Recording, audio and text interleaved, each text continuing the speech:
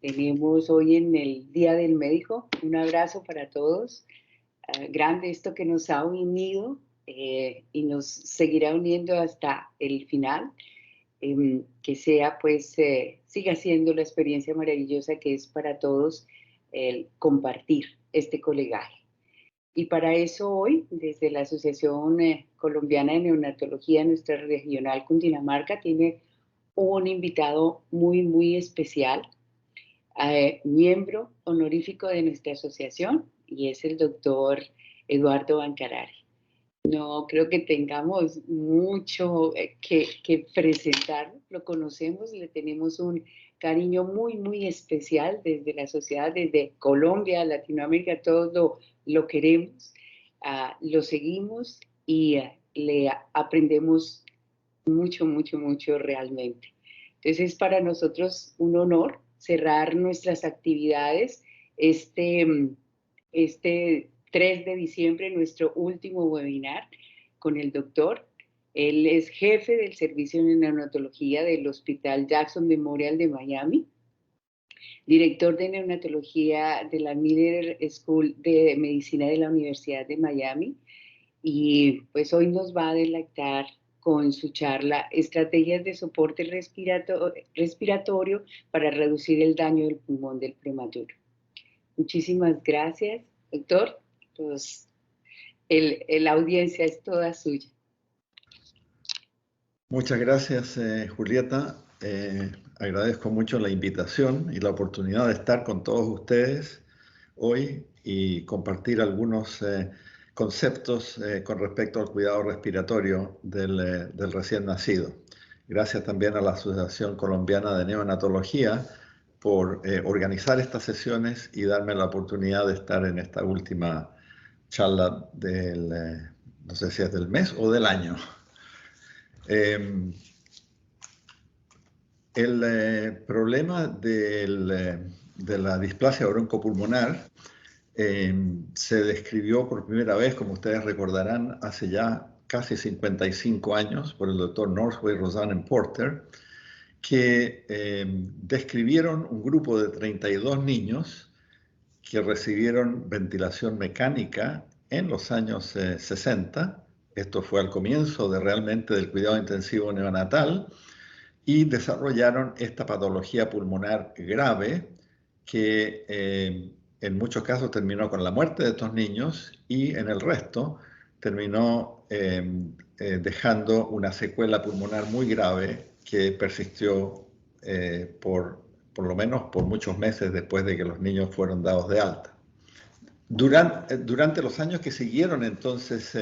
a la introducción de ventilación mecánica, se ha producido un cambio muy notable en el tipo de ventiladores que se usan y en las estrategias para ventilar a estos niños. Esta es solamente una figura, digamos, para ilustrarle los distintos ventiladores que hemos usado durante los últimos 50 años en las unidades de cuidado intensivo neonatal.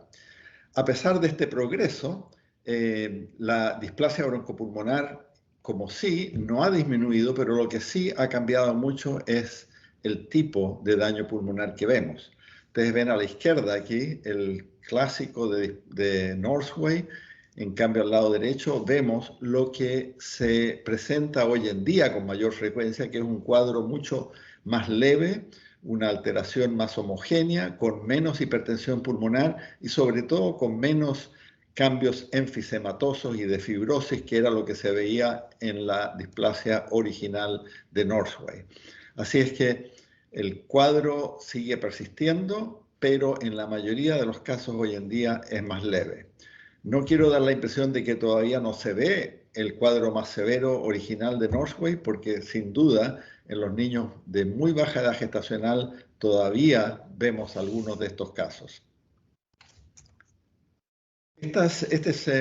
las estadísticas de la red de neonatología aquí en Estados Unidos, del NIH, en la que se puede ver claramente que, como muchas otras de las complicaciones del prematuro, la incidencia está directamente relacionada con la edad gestacional. En niños de 23, 24 semanas, la incidencia de displasia llega casi al 70-80%, mientras que niños sobre 28 semanas de edad gestacional, la incidencia es muchísimo más baja. Aquí ustedes ven los cuadros de displasia broncopulmonar totales, y en las barras verdes ustedes pueden ver aquellos casos en los cuales la displasia es más grave, que como ustedes pueden ver nuevamente la relación varía a medida que baja la edad gestacional. La proporción de cuadros graves de displasia son mucho más comunes. ¿Qué es lo que sucede entonces cuando estamos ventilando a uno de estos niños? Primero que nada, estos son pulmones muy frágiles, que no deberían estar expuestos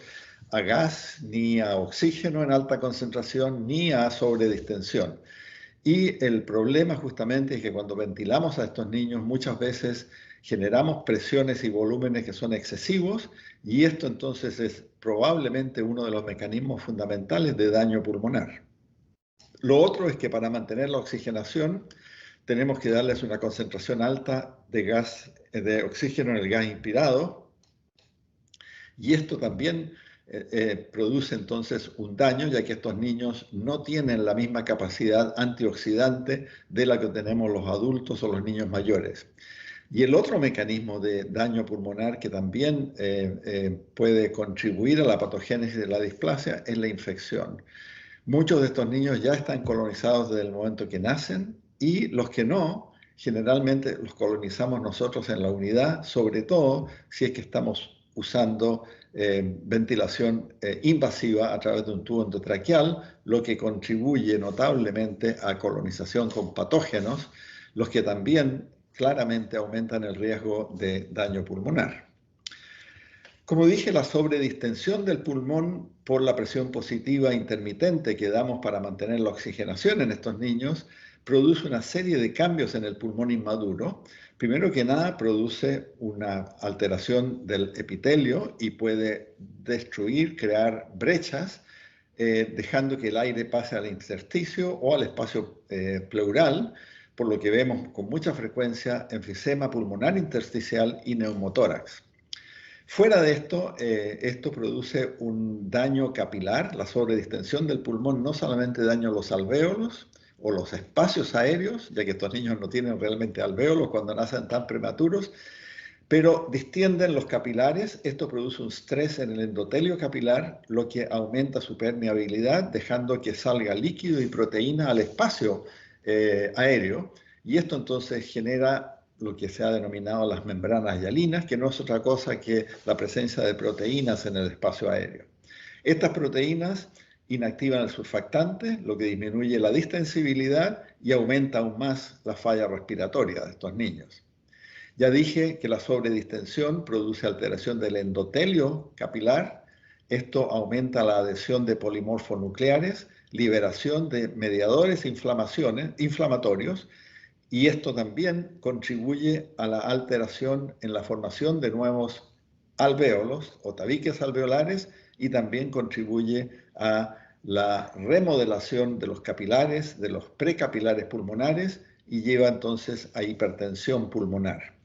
¿Qué son las características realmente del niño con displasia broncopulmonar? Menor alveolarización, menor superficie alveolo-capilar, falla de intercambio gaseoso, hipertensión pulmonar y disminución de la distensibilidad. Además de esto, como ustedes saben, se puede producir también daño de las vías aéreas, lo que aumenta la resistencia de las vías aéreas, que contribuye aún más a la falla respiratoria. Así es que es una cascada realmente que se desencadena por la ventilación mecánica agresiva, que lleva a este daño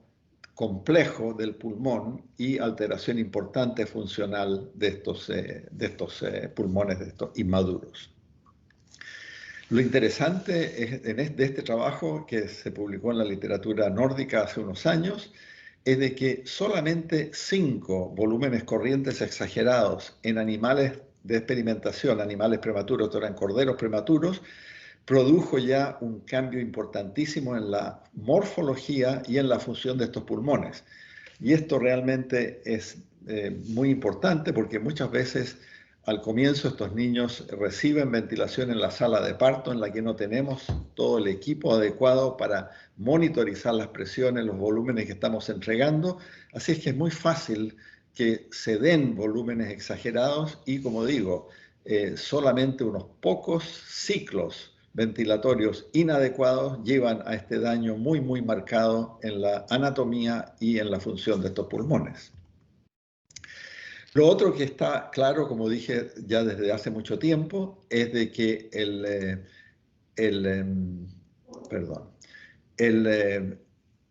rol de la ventilación mecánica está claramente establecido. Estos son datos de la red italiana de neonatología, demostrando una relación bastante estrecha entre el número de niños que se intuban en la sala de partos después del nacimiento y la incidencia de displasia broncopulmonar en esas unidades.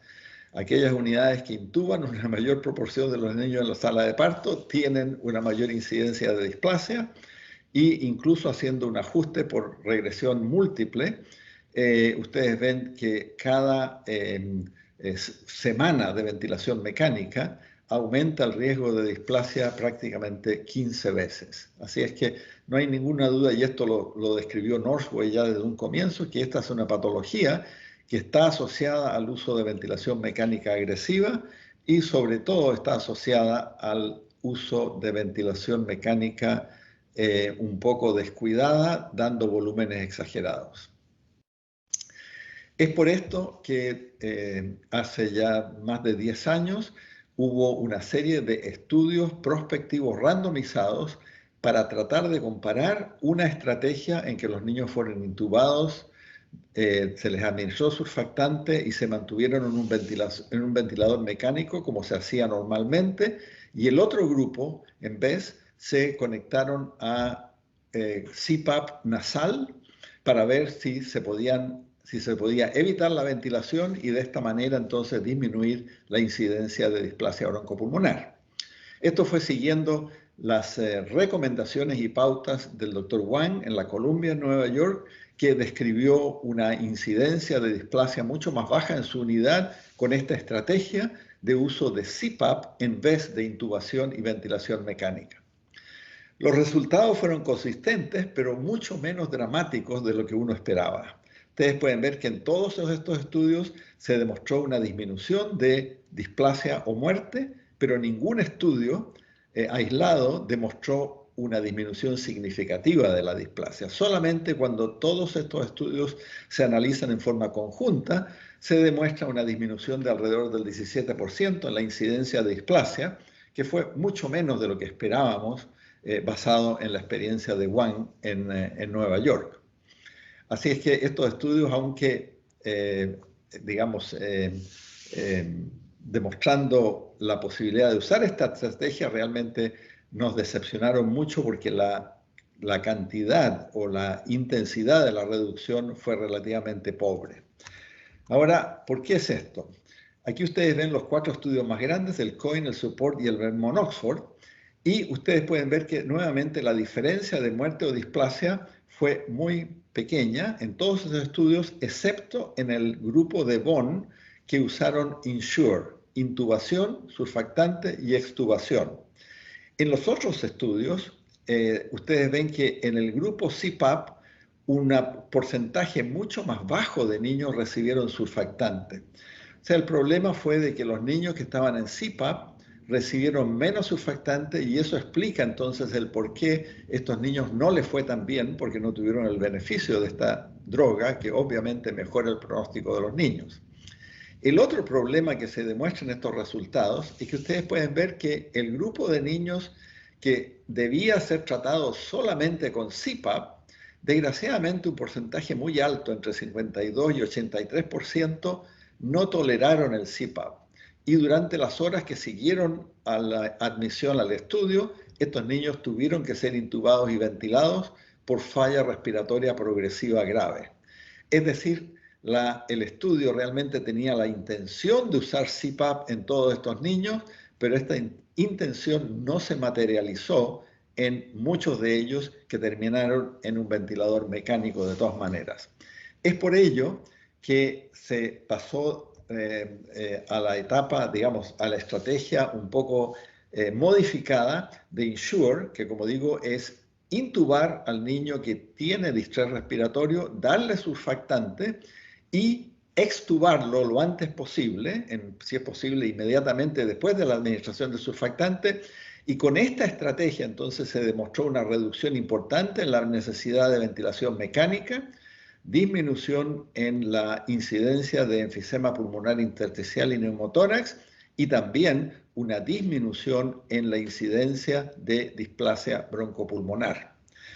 Esta estrategia está siendo reemplazada hoy en día, especialmente en Europa. Yo creo que ustedes en Latinoamérica también están usando lo que se ha denominado MIST, o una manera menos invasiva de administración de surfactante, en la cual se administra esta droga a través de una cánula pequeña en el niño que respira espontáneamente y está expuesto a CPAP nasal. Es decir, el concepto es no de privar a estos niños del surfactante, pero tratar de evitar al máximo posible la intubación y la ventilación mecánica con presión positiva intermitente. De manera que esta es una estrategia que sin ninguna duda es uno de los componentes fundamentales para reducir el daño pulmonar en el niño prematuro con distrés respiratorio grave. El problema entonces, como mencioné antes, es este. Estos son datos de la red australiana de neonatología, en la que la parte oscura de estas barras refleja el número de niños a las distintas edades gestacionales que necesitan intubación mecánica, intubación endotraqueal y ventilación mecánica, a pesar de que la intención es no intubarlos y tratar de manejarlos solamente con CPAP. Y lo que vemos aquí entonces claramente es que a medida que disminuye la edad gestacional de estos niños, la proporción de chicos que necesita intubación y ventilación mecánica aumenta en forma notable, hasta llegar al 80 o al 90% los niños de menos de 25 o 26 semanas de edad gestacional. O sea, todos estamos convencidos de que tenemos que tratar de evitar la intubación y la ventilación y manejar a estos niños con ventilación no invasiva, pero tenemos que estar conscientes de que desgraciadamente en los niños más inmaduros, que son los que tienen el mayor riesgo de displasia broncopulmonar, esta estrategia muchas veces falla y todavía entonces tenemos que usar ventilación mecánica invasiva. Tratando de mejorar el éxito del CPAP nasal, durante ya varios años se ha tratado de utilizar presión positiva intermitente por vía nasal, NIPPV. Y se ha demostrado de que esta estrategia de ventilación nasal es más efectiva que el CPAP nasal en niños con distrés respiratorio y disminuye la necesidad de intubar y ventilar en forma invasiva. Este es un metaanálisis de todos los estudios publicados hasta el 2015, que incluye la mayoría de los que están en la literatura, y ustedes pueden ver que todos estos estudios demuestran que la ventilación nasal en el niño con distrés respiratorio puede disminuir o disminuye la necesidad de ventilación mecánica.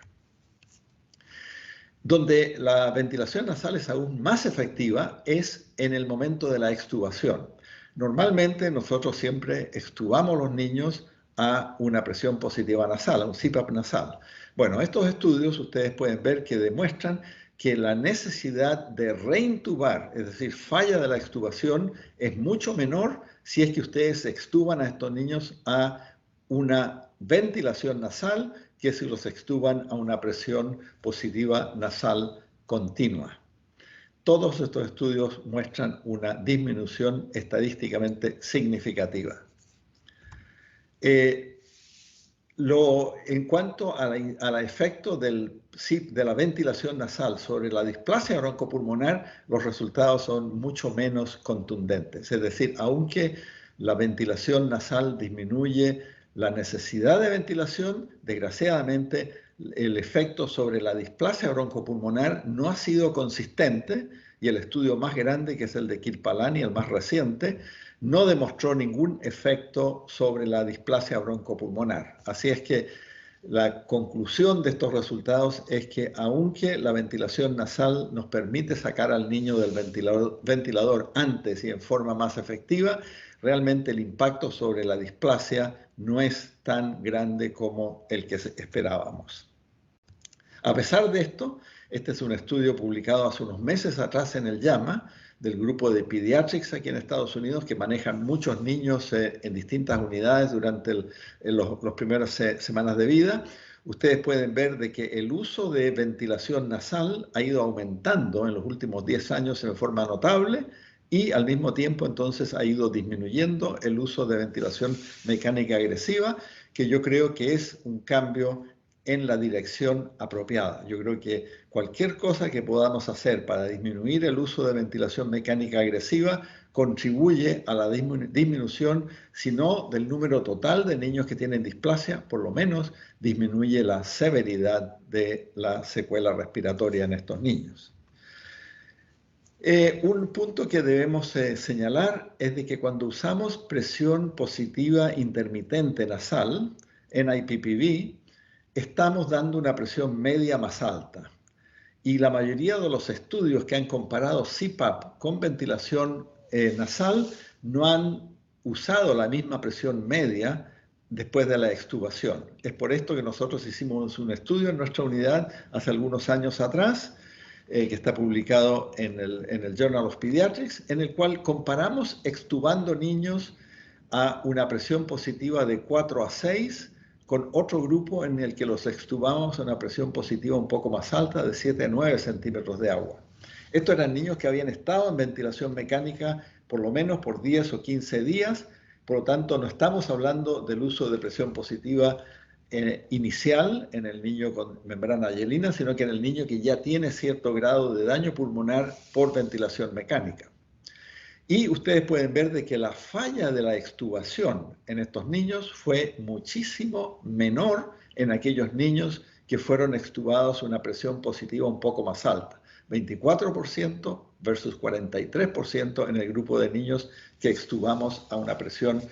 digamos, moderada de 4 a 6 centímetros de agua. Así es que esto nos sugiere de que si ustedes están extubando a un niño que todavía tiene enfermedad pulmonar residual y está requiriendo oxígeno, digamos, un poco más elevada, una fracción inspirada de oxígeno un poco más elevada, debemos considerar la posibilidad de que el uso de presión positiva un poco más alta, no tiene que ser necesariamente 7 a 9, pero un poco más alta de los clásicos de 4 a 5 o 6 centímetros, puede mejorar el éxito de estos niños y mejorar la posibilidad de mantenerlos en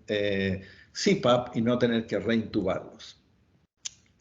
Como ya dije antes, el apoyo no invasivo juega un rol muy importante en la prevención del daño pulmonar y de la displasia, pero en los niños de menor edad gestacional. En este caso, en la línea azul, los de 23 a 24 semanas, desgraciadamente un gran número de ellos, en nuestra unidad, aproximadamente el promedio, un 90% de ellos necesitan ventilación mecánica por varias semanas durante el primer mes de vida. Y esto entonces nos hace insistir en que todavía es muy importante tratar de usar modalidades de ventilación mecánica que sean menos dañinas, que disminuyan la lesión pulmonar que lleva a estos niños a la displasia broncopulmonar. Claramente el niño más maduro, en este caso de 29 a 30 semanas, sale del ventilador muy rápido y un porcentaje muy bajo de ellos necesita ventilación prolongada. Así es que el uso de ventilación está, como dije desde un comienzo, íntimamente relacionado con la inmadurez de estos niños. Ahora bien, hay una serie de distintas estrategias ventilatorias que hay datos bastante claros que señalan de que algunas son más benignas y disminuyen el daño pulmonar en comparación con otras. Así es que analicemos esto en forma breve. Primero que nada, ventilación sincronizada es una estrategia que yo creo que todos estamos y debemos usar en nuestras unidades en estos niños, dejando que el niño respire en forma espontánea y que el niño determine esencialmente la frecuencia del ventilador. Así es que cualquiera de las modalidades de ventilación sincronizada o asistida puede reducir el daño pulmonar. La otra estrategia que también vamos a discutir en un poco más detalle es el objetivo de volumen, target de volumen, de manera de que evitemos la sobredistensión del pulmón, que como señalamos antes, es uno de los mecanismos más importantes de daño pulmonar. Y hay algunas otras estrategias en las que la ventilación se automatiza para también tratar de disminuir los parámetros ventilatorios en forma automática, pero esto es algo que no tenemos tiempo para discutir hoy en mayor detalle y realmente todavía está en fase experimental. ¿Qué hay entonces con la ventilación sincronizada? Las ventajas de usar ventilación sincronizada son que el niño determina su propio respiratorio, su propio ritmo respiratorio o frecuencia, disminuye la presión intratorácica y con eso disminuye los efectos negativos sobre la circulación de la ventilación mecánica y disminuye la asincronía entre el niño y el ventilador, lo que disminuye episodios de hipoxemia, puede disminuir las fluctuaciones en la presión arterial y también la incidencia de hemorragia intracraneana. Lo más importante es que cuando estamos usando ventilación sincronizada, dejamos que el niño siga teniendo su esfuerzo respiratorio y eso nos permite sacar al niño del ventilador en forma más rápida. Esto está demostrado en este metaanálisis, que ustedes pueden ver que la mayoría de los estudios que compararon ventilación sincronizada con no sincronizada demuestran una disminución en la duración de la ventilación mecánica que al final se traduce o se puede traducir en una menor incidencia de displasia broncopulmonar. Este realmente es el único estudio que ya es bastante antiguo y con un número pequeño de niños, pero este es el único estudio que demuestra que el uso de ventilación sincronizada SIMB puede reducir la incidencia de displasia broncopulmonar del 72% en los niños que se ventilaron en forma controlada al 47% en aquellos niños que se ventilaron con ventilación sincronizada. Esto, como digo, fueron todos niños de menos de 1000 gramos de peso al nacimiento. El resto de los estudios, comparando entonces sincronización con no sincronización, son solamente estos dos estudios y los efectos sobre displasia broncopulmonar no fueron consistentes. Un estudio, el de Baumer, demostró una disminución, aunque no alcanzó significación. El de Beresford, en el mismo año 2000, no demostró un efecto sobre displasia broncopulmonar. Así es que la evidencia del beneficio de sincronización en cuanto a displasia broncopulmonar es menos consistente y hasta este momento solamente se ha demostrado en los niños más pequeños, que obviamente son muy importantes porque esos son los que tienen la incidencia de displasia más elevada. El otro beneficio de la sincronización, como dije antes, es que el uso de sincronización que se muestra en las barras más oscuras, negras, disminuye el porcentaje de tiempo con episodios de hipoxemia. Así es que lo que dije antes es que la sincronización facilita el acoplamiento del niño y el ventilador, menos pelea, menos lucha entre el niño y el ventilador y menor episodios de hipoxemia. Así es que yo creo que claramente hoy en día todos deberíamos utilizar, yo creo, ventilación sincronizada en todos nuestros pacientes. La sincronización tiene algunos problemas. Primero que nada, la sincronización está dada por un sensor de flujo que puede fallar. Es un sistema, digamos, en algunas veces mide presión, en otros ventiladores es un hot wire, un alambre caliente que mide el flujo y desencadena el ciclo ventilatorio. Y tenemos que poner cuidado porque estos sensores pueden dañarse, pueden fallar y pueden entonces no funcionar en forma adecuada. Por otro lado, si es que la sensibilidad de estos sensores es exagerada, excesiva, este sistema de sincronización puede fallar y producir autociclado, en la cual el ventilador empieza a dar una frecuencia mucho más alta, no en respuesta a los ciclos del niño, sino que a un autociclado artificial. Este aumento en la frecuencia respiratoria por autociclado puede llevar a atrapamiento aéreo y eso obviamente puede producir sobredistensión y mayor daño. Así es que es muy importante que cada vez que usamos ventilación sincronizada, nos aseguramos que este sistema está funcionando en forma adecuada. El autociclado, como digo, es una de las limitaciones más graves cuando estamos usando sincronización, y esto se debe fundamentalmente a una sensibilidad exagerada del sistema, pero con mayor frecuencia se debe a condensación de agua en el circuito respiratorio o pérdidas de gas alrededor del tubo endotraqueal, lo que esencialmente engaña al sistema de ciclado automático y produce entonces una frecuencia más alta de la que uno espera. Este es un ejemplo de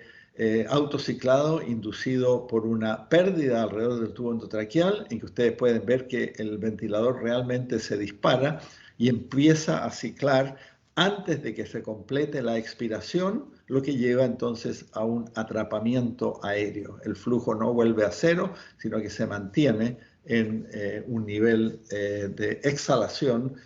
hasta que viene el ciclo siguiente, lo que lleva a atrapamiento aéreo. El autociclado, como dije, puede llevar a hiperventilación e hipocapnia porque la frecuencia es mucho más rápida,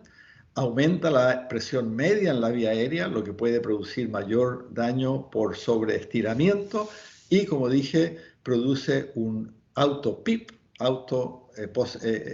digamos, mantiene una presión positiva al final de la expiración, y esto puede comprometer, puede deteriorar o impedir el retorno venoso y disminuir el débito cardíaco. Así es que, como digo, no quiero asustarlos y decirles que todas estas limitaciones deben hacerlos no usar sincronización. Debemos usar sincronización, pero el mensaje que quiero darles es de que para hacer una sincronización adecuada tenemos que poner mucha atención y asegurarnos que realmente el niño es el que está ciclando el ventilador y no está autociclando.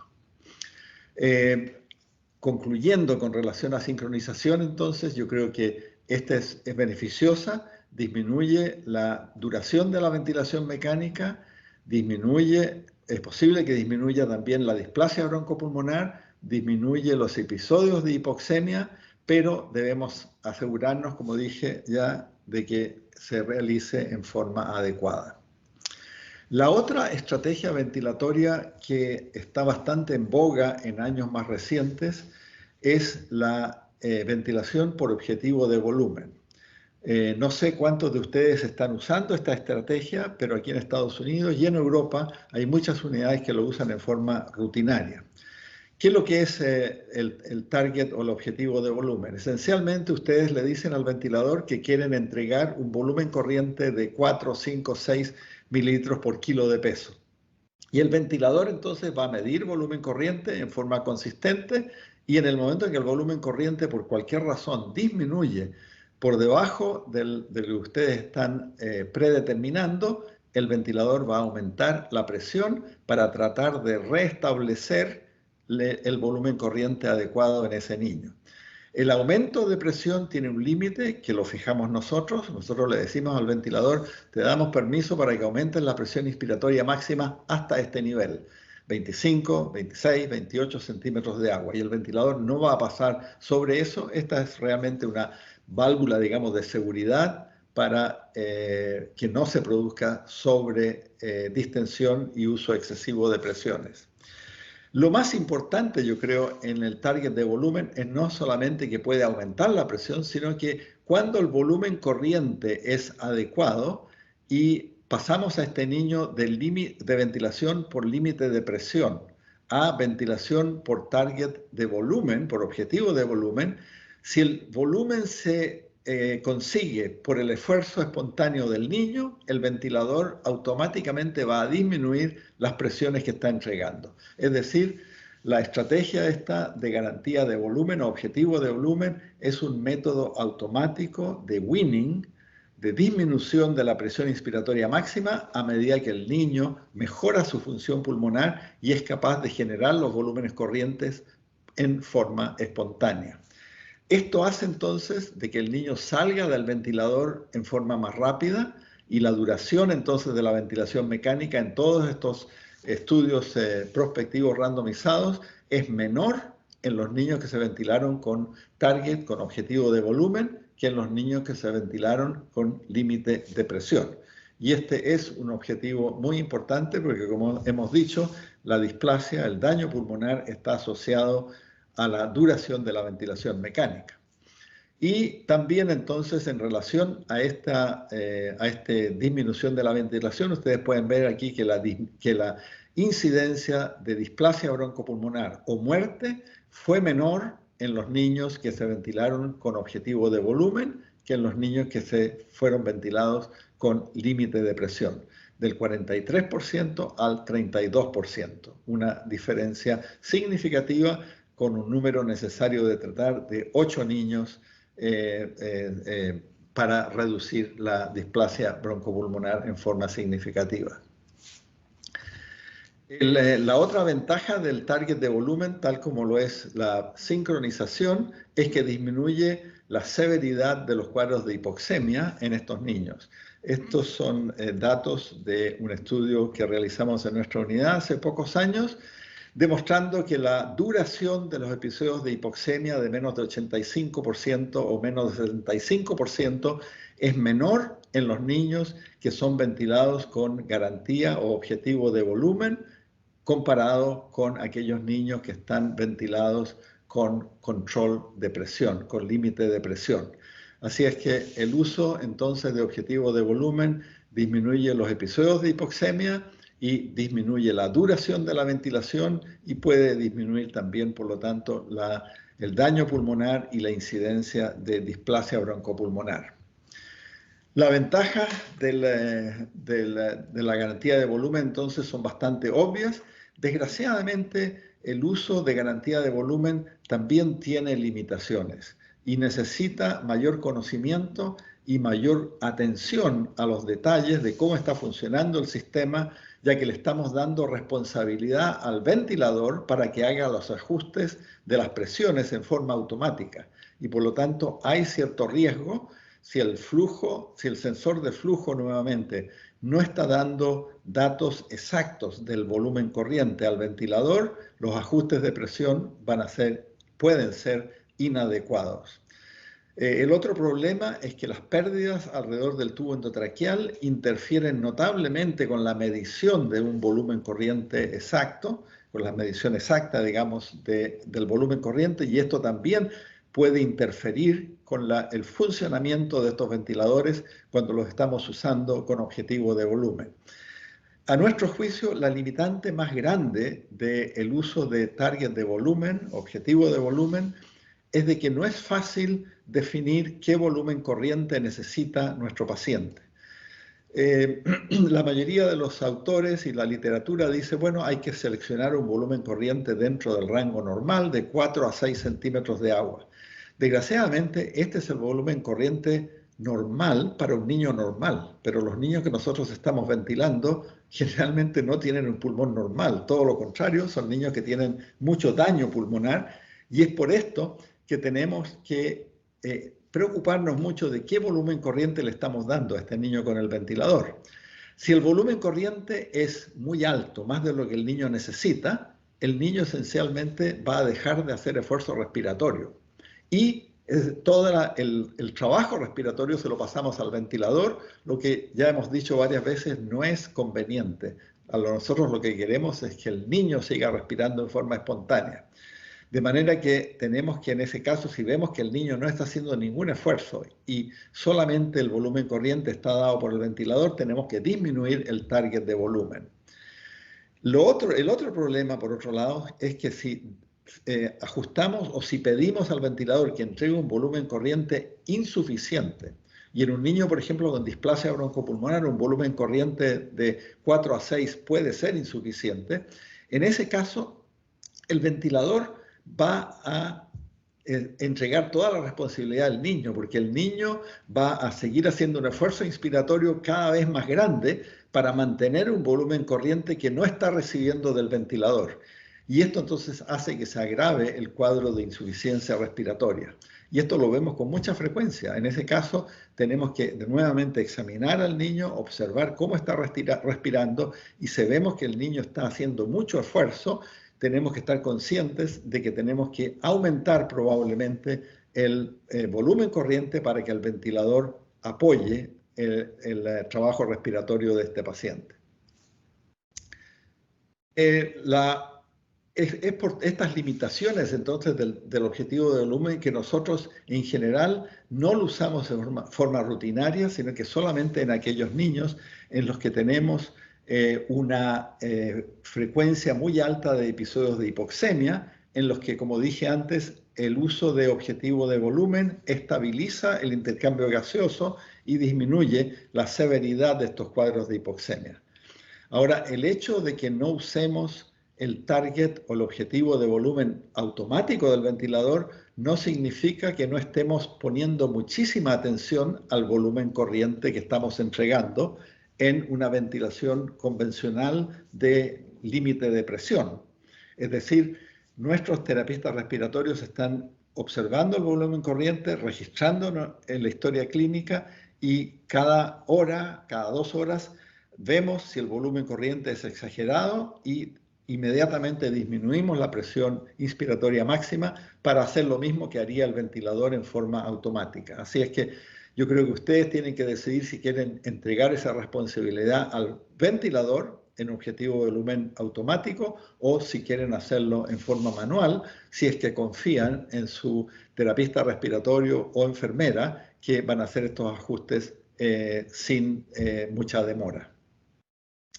En cuanto a ventilación de alta frecuencia, ya que hemos, digamos, yo creo que está bastante claro de que la sobredistensión del pulmón juega un papel muy importante en la injuria y en la displasia broncopulmonar.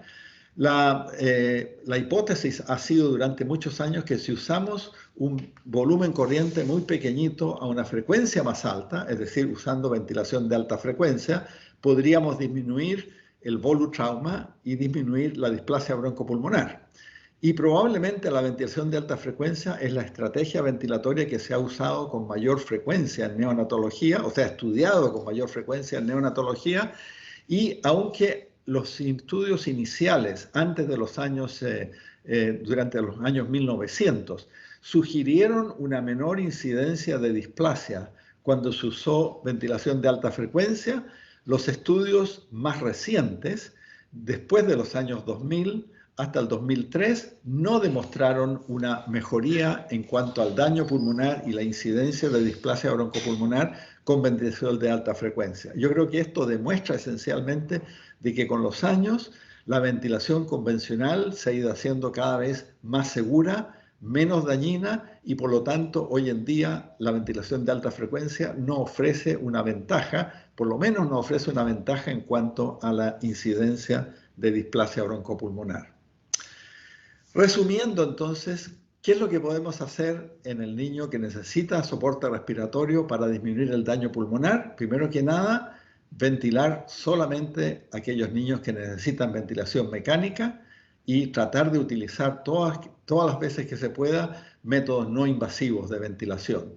El uso de ventilación sincronizada y objetivo de volumen también son útiles para disminuir la duración de la ventilación y por lo menos tratar de reducir el daño pulmonar y la incidencia de displasia broncopulmonar.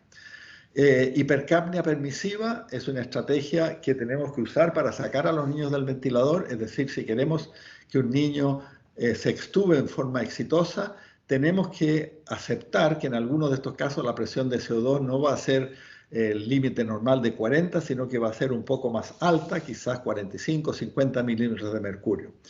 El uso de esteroides postnatales claramente mejoran la posibilidad de sacar al niño del ventilador y es muy importante entonces tratar de tener un criterio claro de weaning, de destete del ventilador en todas nuestras unidades y tratar de sacar al niño lo antes posible del ventilador, sabiendo que para que esta extubación sea exitosa, tenemos que usar generalmente un estimulante respiratorio como cafeína y también tenemos que usar ya sea presión positiva continua,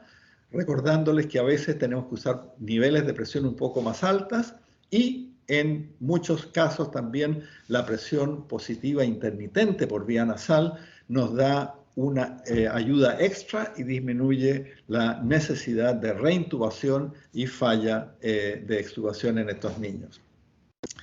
Hay una serie de estrategias, como mencioné al comienzo de la charla, en que el weaning se va a hacer o se puede hacer en forma automática, y creo que es muy probable que en el futuro estos sistemas van a ser usados con mayor frecuencia, pero por el momento la mayoría de ellos están usados solamente en forma experimental.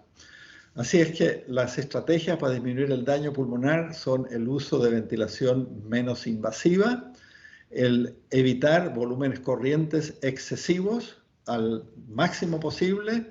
sacar al niño del ventilador lo antes posible,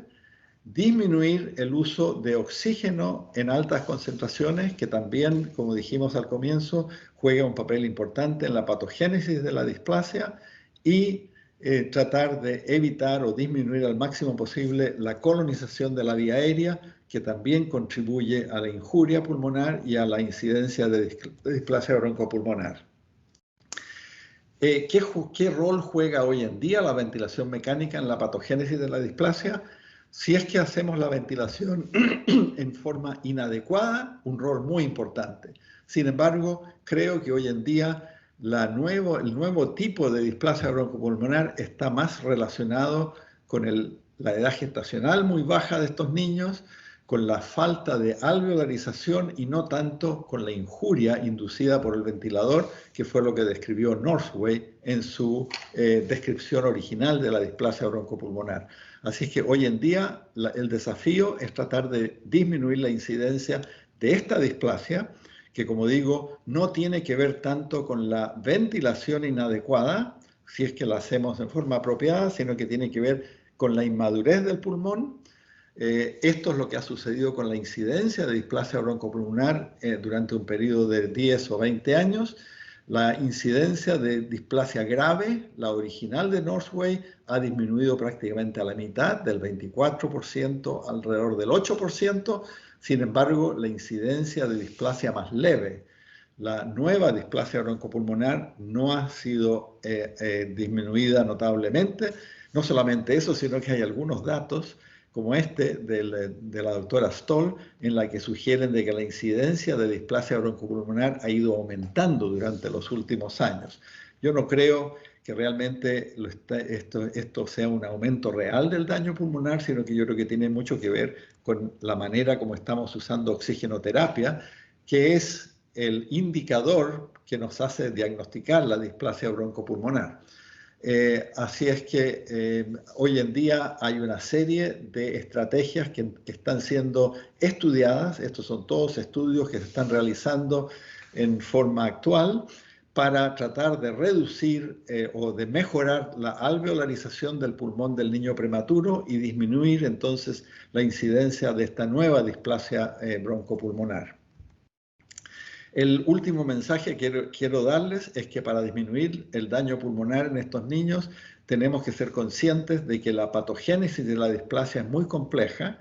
e incluye muchísimos factores. Y por lo tanto, si queremos disminuir la displasia broncopulmonar, no basta con usar una estrategia o una manera de ventilación, sino que tenemos que tener un enfoque global y tratar de eliminar o por lo menos reducir cada uno de los factores que contribuye a la falta de progreso del desarrollo del pulmón normal de estos niños y por lo tanto que contribuye a la injuria pulmonar. Estos son datos de nuestra unidad en los últimos 3 o 4 años, en los que vemos que la incidencia de enfermedad pulmonar severa, claro, que está mostrado en esta línea negra para el promedio de niños por debajo de 30 semanas, ha ido disminuyendo. Por lo tanto, yo creo que no tenemos que pensar de que es imposible prevenir la displasia. Yo creo que probablemente es muy difícil eliminar la displasia, pero sí es posible eliminar o disminuir en forma significativa la displasia broncopulmonar severa. El challenge en este momento, el desafío realmente es tratar de disminuir también la displasia más leve, que como dije antes, fundamentalmente es una disminución en la progresión de la formación de alvéolos y capilares. Espero que estos comentarios les hayan servido y creo que tenemos todavía unos minutos para discutir algunas preguntas y comentarios que puedan tener ustedes con respecto a vuestra experiencia. Muchísimas gracias nuevamente a los organizadores de esta serie de charlas y a SCORN, y espero que la próxima vez podamos vernos en persona en algún lugar en Colombia. Muchísimas gracias.